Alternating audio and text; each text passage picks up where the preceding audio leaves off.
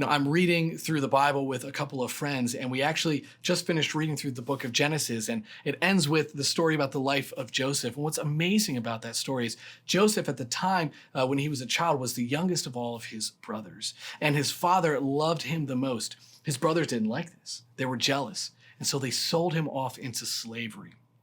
These guys use their authority as older brothers to wield unjust leadership and influence in the life of their brother. So Joseph gets sold off into slavery, and then he's eventually sold to an Egyptian leader by the name of Potiphar.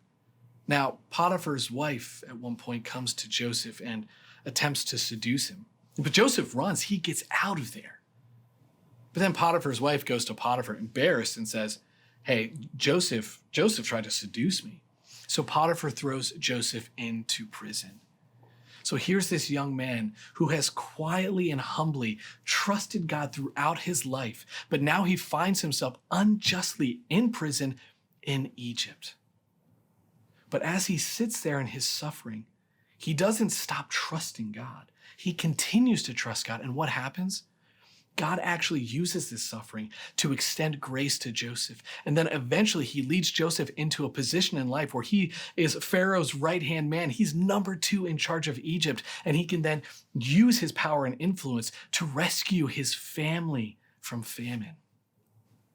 You see, we are called at times to submit ourselves to unjust leaders. But that doesn't mean that God is far from us. It doesn't mean that God doesn't see us.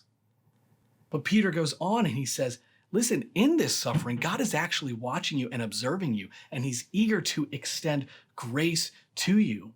Verse 19 says, "For this is a gracious thing when, mindful of God, one endures sorrows while suffering unjustly."